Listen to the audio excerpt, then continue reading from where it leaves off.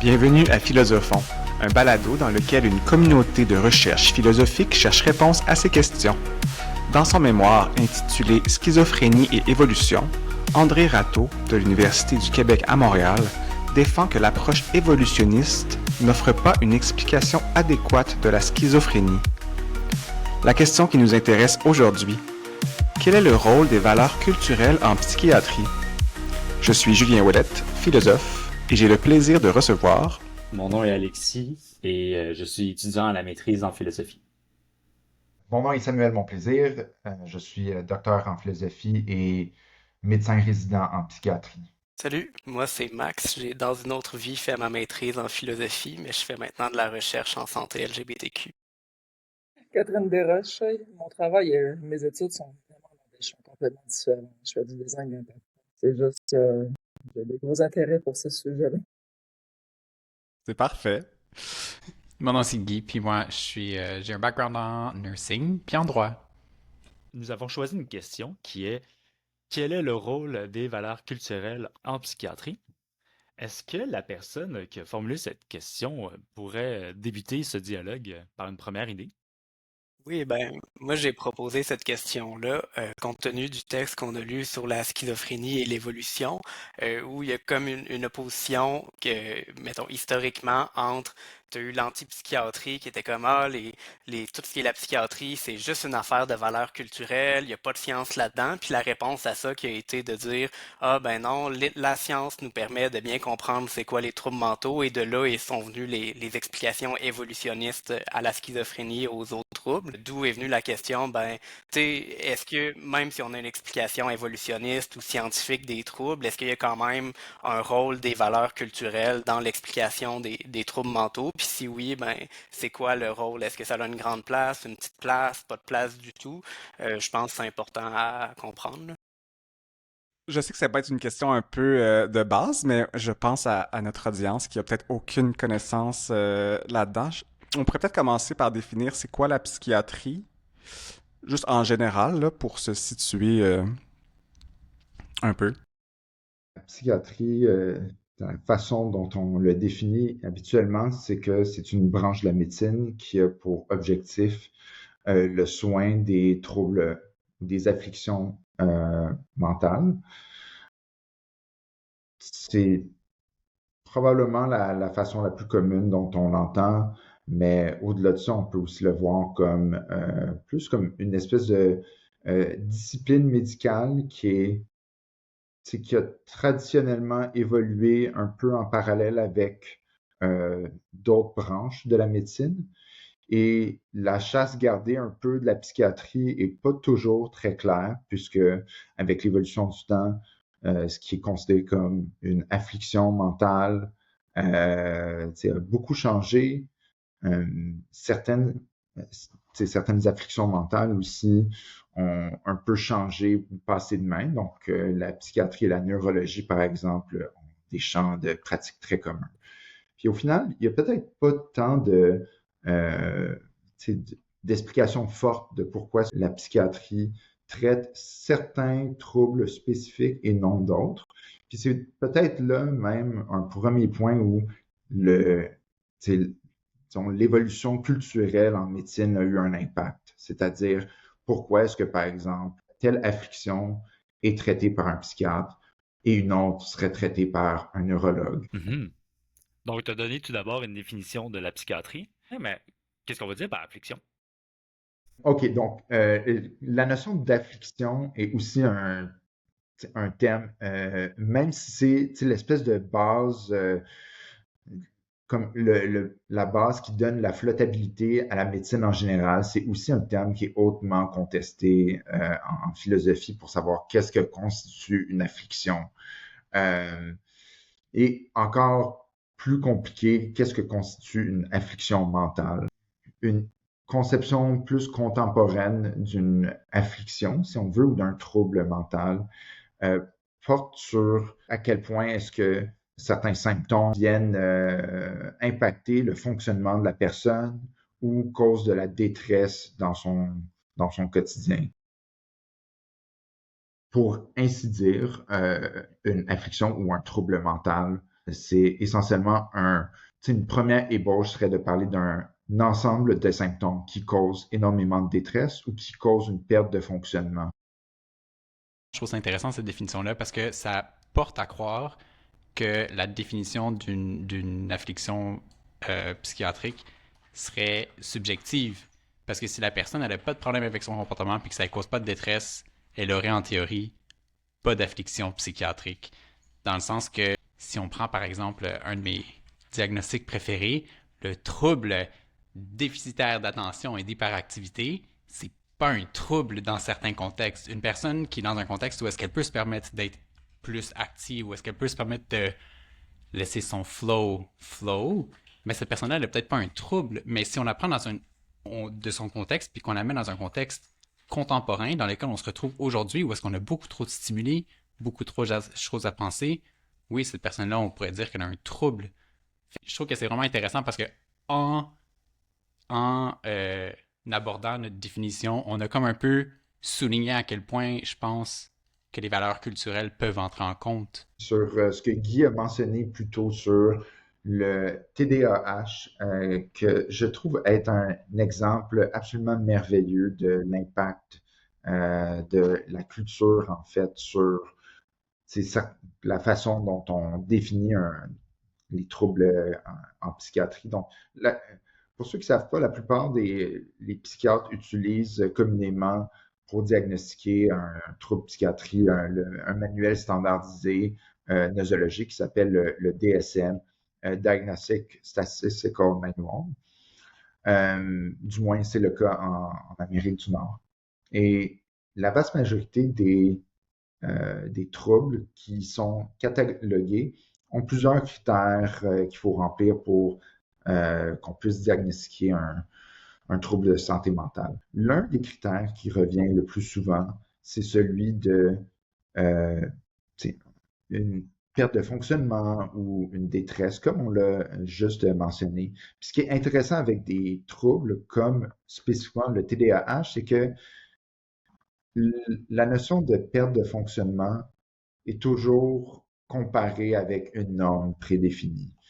Puis par exemple, dans le cas des enfants, c'est surtout avec le reste des camarades de classe ou les résultats attendus ou parfois même espérés des parents, des professeurs.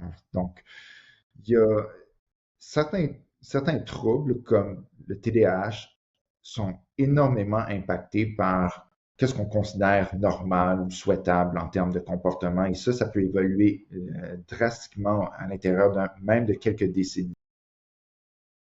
En lien avec la question, est-ce que tu dirais que l'un des rôles des valeurs culturelles en psychiatrie, c'est dans l'établissement des critères? Ah, certainement.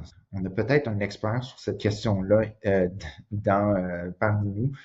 L'évolution de l'homosexualité comme trouble et son exclusion éventuellement comme pathologie mentale est intimement liée à l'implantation même de ce critère dans le DSM.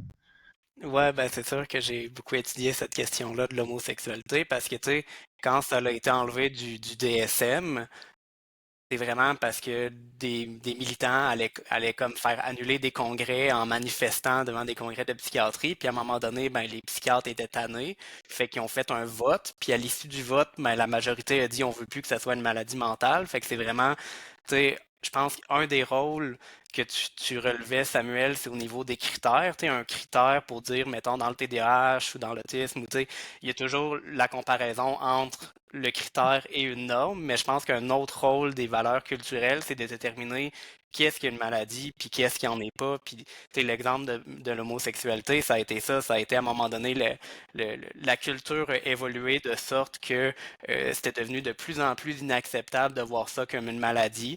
Puis ça l'a été enlevé, tu sais, après ça, tu sais, je pense qu'il y a cette façon-là où ça intervient, mais aussi, tu sais, il y a aussi des diagnostics qui sont rajoutés dans le DSM pour d'autres raisons. Dans la dernière version du DSM-5 révisé, ils ont rajouté un genre de deuil pathologique, là. Je sais plus c'est quoi le terme exact, mais c'est comme, tu sais, une personne qui est déprimée liée à un deuil, puis que cette déprime-là est pathologique. C'est une évolution des valeurs culturelles dans le sens où, il y a 50 ans, on aurait dit c'est normal d'être en deuil, c'est normal d'être proche de sa famille, tu sais, ça fait partie des valeurs, la famille c'est une valeur importante, tu sais, on n'aurait jamais vu ça comme un problème, mais là, avec un peu l'effritement de la famille, c'est une valeur qui est moins importante, fait que ça devient pathologique de vivre un deuil alors que ça ne l'aurait pas été avant. Comment les valeurs évoluent, c'est ça qui vient déterminer qu'est-ce qu'on considère ou qu'est-ce qu'on considère pas comme un trouble mental au sein du DSM. Dans la question quel est le rôle des valeurs culturelles en psychiatrie, on pourrait prendre le temps peut-être de définir c'est quoi une valeur culturelle. Ça nous aiderait peut-être à mieux saisir la question. Il y a deux endroits où je pense qu'on peut aller pour définir valeur culturelle, puis je sais pas si une ou zéro ou deux des deux sont satisfaisantes, mais une où j'ai l'impression qu'on pourrait aller, c'est un peu plus une définition objective des valeurs culturelles qu'on trouverait en regardant un peu les productions culturelles, tu sais, les médias, les films, les livres, l'art, tu sais, il y a quand même dans le discours quelque chose qu'on est capable d'analyser qui nous indique un peu les valeurs culturelles d'une époque. Par contre, j'ai l'impression que si on fait ça, tu sais, on n'aura pas une définition satisfaisante parce que quand on regarde, mettons, moi je pense à tous les films que j'ai vus pendant mon enfance où c'était tu sais, des hommes qui embrassent des femmes qui disent, tu sais, qui disent non, non, non, puis finalement ils finissent par se marier. Tu sais, il y a comme dans nos valeurs culturelles, tu sais, il y a la culture du viol. Tu sais, si on a une définition des valeurs culturelles à partir des valeurs culturelles, on arrive avec des conclusions qui sont peut-être pas satisfaites, peut-être pas celles qu'ils veulent, qu'on veut. L'autre définition des valeurs culturelles que je pense est peut-être plus normative, où ce serait de regarder, tu sais, ce que la majorité pense. Si on faisait une étude individuelle pour dire quelle valeur est le plus important entre, je sais pas, la famille ou le travail, la réponse majoritaire à cette question-là serait notre valeur culturelle. Je sais pas si une des deux vous parle ou pas. La première partie, la définition objective qui fait référence à des productions culturelles, moi personnellement, je vois pas de problème à ce qu'il y ait des valeurs qu'on veut pas dans nos valeurs, là. Au contraire, je trouve que c'est bien de les nommer. Fait que personnellement, moi, j'aime beaucoup l'idée d'inspecter les produits culturels, l'art, puis à partir de là, déduire les valeurs, versus un formulaire qui, je sais pas, c'est un peu comme l'exemple je le vois comme observer les propos de quelqu'un versus observer leurs actions. La culture dans ma tête, ça va plus dans les actions, c'est vraiment ce qu'ils apprécient le plus, c'est ce qu'ils sont prêts à financer, versus si tu demandes à quelqu'un êtes-vous pour ou contre le viol, ils vont tous dire non. Alors que peut-être qu'ils sont plus d'accord qu'ils pensent, ben pas qu'ils pensent, peut-être que la valeur est plus là qu'on pourrait le croire, mais que par un sondage, on pourrait juste pas arriver à trouver pourquoi. Mhm. Donc, tenant en compte les valeurs qu'on voudrait pas forcément avoir. Après ça, c'est intéressant parce que au niveau de l'art, t'as deux formes d'art aussi. T'as l'art qui va plus être l'art des gens qui sont plus alternatifs. Généralement, l'art est une réponse à une société, à ce que les gens ressentent par rapport à cette même société. Et après ça, t'as l'art populaire. Pour lui, souvent, il va beaucoup plus à un reflet de la société à large. Et un bon exemple de ça, en fait, c'est la grosse culture, par exemple, des films de Disney, des films de princesses, qui ont eu un gros impact parce que quand on les regarde avec un deuxième regard, on peut voir certains comportements qui ne sont pas nécessairement sains dans des relations. Est-ce que cette distinction-là entre alternatif et art populaire permettrait de mieux répondre à la question? Je croirais que oui, en fait, parce que un des deux a quand même rejoint un plus grand nombre de gens, qui va aussi travailler, avoir un impact sur leur manière de penser, de voir les choses. Ça me stimule une question, parce qu'au début, notre première piste d'investigation, on est quand même arrivé à quelque chose qui ressemble à une réponse. C'est dans la définition des critères vis-à-vis d'autres normes. Donc là, la question que je me pose, c'est quand les spécialistes qui ont écrit le DSM définissent les critères et les normes, comment ça se passe? Ils se rencontrent en gang, puis ils choisissent ça sur la base de quoi? un article scientifique que j'avais lu qui se moquait un peu du processus où disait c'était un groupe de gars qui s'assoient autour d'une table puis qui décident de c'est quoi les normes. Puis tu sais, c'est un peu vrai, c'est qu'ils prennent des spécialistes du domaine, mais tu sais, des spécialistes du domaine de la psychiatrie, ben souvent c'est des gens, tu sais, qui viennent de positions de privilège, fait que c'est souvent des hommes plus vieux, âgés, qui viennent de familles riches, blancs, fait que c'est comme une gang de gars comme ça, qui s'assoient autour d'une table, puis qui déterminent, tu sais, voici les critères. Puis tu sais, ils déterminent ça scientifiquement, puis là, je le mets entre guillemets, selon leur expérience clinique, selon leur expérience personnelle, mais ça reste que c'est un processus de décision autour d'une table. Le processus décisionnel via lequel le DSM ajoute ou enlève des diagnostics, c'est vrai que une part du processus passe par des comités d'experts. Euh, mais ce serait probablement réducteur de dire qu'il s'agit que de ça. L'un des exemples qu'on a mentionné plus tôt, là, c'était cette nouvelle addition dans la mouture 1.2 du DSM-5, là, le DSM-5-TR pour Text Revised, a ajouté entre autres, comme Max le mentionnait, un nouveau trouble de santé mentale qui porte sur le deuil. Puis, comme on peut s'y attendre, la décision d'ajouter ce diagnostic-là était hautement controversée. Je pense pas qu'il y a la raison pour, ou du moins le processus par lequel ce diagnostic-là a été ajouté, c'est que il y a une ouverture du DSM qui a essentiellement offert à des groupes de recherche de soumettre des nouvelles entités cliniques, puis ces entités cliniques-là devaient être hautement soutenues par de la recherche antérieure. Donc, quand on pense à ce nouveau diagnostic-là, qui est sur un deuil prolongé, l'enjeu n'était pas, par exemple, de dire que toute forme de deuil qu'il n'existe pas de deuil normal, que le deuil est forcément pathologique, mais il existe à l'intérieur du spectre du deuil une forme assez extrême qui maintenant est très bien reconnue par la recherche, qui, elle, serait peut-être pathologique. Donc, c'est pas juste être triste, c'est vraiment être triste d'une façon où est-ce que ça envahit ta vie, qui dure, par exemple, anormalement longtemps.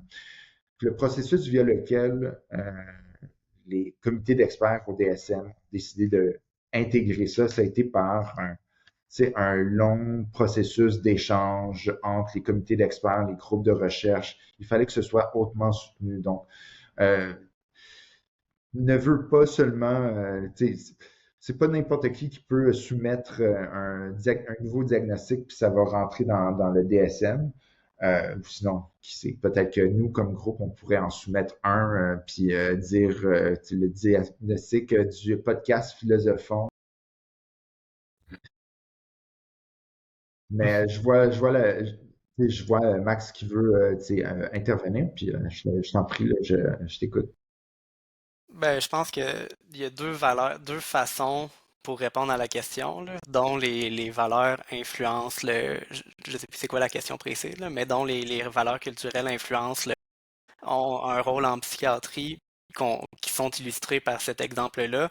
C'est que, un, tu sais, le deuil pathologique, entre autres, pourquoi on veut mettre des diagnostics, puis tu sais, c'est un manuel diagnostique et statistique, on s'entend, c'est parce qu'il y a des questions d'assurance. Tu sais, on peut pas donner des drogues à n'importe qui, on peut pas donner des congés maladie à n'importe qui, n'importe comment. Ça prend comme quelqu'un qui gatekeep puis qui décide, toi, tu as le droit à avoir des drogues, toi, t'as pas le droit, toi, tu as le droit à avoir des congés maladie, toi, t'as pas le droit. Fait qu'une des raisons pourquoi on rajoute des diagnostics, ou qu'on en enlève, ou qu'on a des critères, c'est ça, c'est pour déterminer qui a accès à quel médicament, qui a accès à quelle mesure d'adaptation.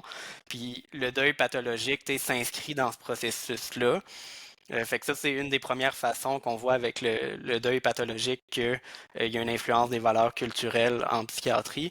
Une autre chose, c'est que nous, c'est appuyé par la recherche, ça vient pas de n'importe qui. Puis la recherche, je sais pas si tu as déjà fait de la recherche en santé, ça prend du temps, puis du temps, c'est de l'argent. Puis qui a de l'argent pour financer de la recherche? Des compagnies pharmaceutiques qui souvent ont des médicaments à vendre. Puis si nous, on sera pas financé pour créer un nouveau diagnostic, on ne fera pas un diagnostic dans le nouveau DSM parce que les compagnies pharmaceutiques n'ont pas d'intérêt financier à nous financer pour qu'on invente un nouveau diagnostic. Il y a une partie d'influence des valeurs culturelles qui passe par le fait qu'on est dans un mode capitaliste, puis que la recherche dépend de l'argent, puis l'argent, c'est les compagnies pharmaceutiques qui l'ont fait. Ultimement, ça vient influencer les critères diagnostiques puis les diagnostics auxquels on a dans le DSM. Là, on a plusieurs idées et on arrive peut-être à la fin. Peut-être ce serait intéressant de faire un résumé. En gros, quels sont les rôles qu'on a déterminés des valeurs culturelles en psychiatrie. Dans les processus décisionnels qui mènent aux définitions ou aux redéfinitions des troubles mentaux dans le DSM, clairement, là, j'y vois un rôle. Définitivement, la culture a un impact sur où se situent nos intérêts économiques dans la recherche. Ça, on l'a mentionné. Il y a probablement aussi, des éléments disons, des forces économico-culturelles, si on veut, dans le choix d'utilisation du DSM. Pour vous donner une idée, je connais de nombreux psychiatres qui ont aussi beaucoup de choses à redire, à critiquer à l'endroit du DSM. Puis j'en suis, mais ça reste un outil très utile pour la communication entre les professionnels, avec les agences d'assurance, ce genre de choses-là. Donc, il y a des forces culturelles qui sont à l'œuvre dans nos choix d'utilisation d'outils diagnostiques. Là. Je mentionnerais aussi, peut-être qu'on n'en a pas beaucoup parlé, mais qui sait, un deuxième épisode un jour. Mais il y a aussi les forces culturelles qui viennent de l'intérieur de la psychiatrie puis qui finissent par influencer l'univers à l'extérieur de cette branche de la médecine. Là. Ouais, mais c'est ça, dans notre définition de production culturelle, il y a comme la sous-question de est-ce que le DSM en lui-même est une production culturelle, puis est-ce qu'il y a comme un mouvement itératif entre, je vais dire, plus largement les productions scientifiques puis les productions culturelles, moi je pense que oui, justement, fait que les outils comme le DSM, ça vient modifier comment on conceptualise les choses, puis inversement. Merci d'avoir été des nôtres pour cet épisode de Philosophons. Venez poursuivre la discussion sur nos réseaux sociaux et si vous souhaitez appuyer le projet, abonnez-vous à notre Patreon.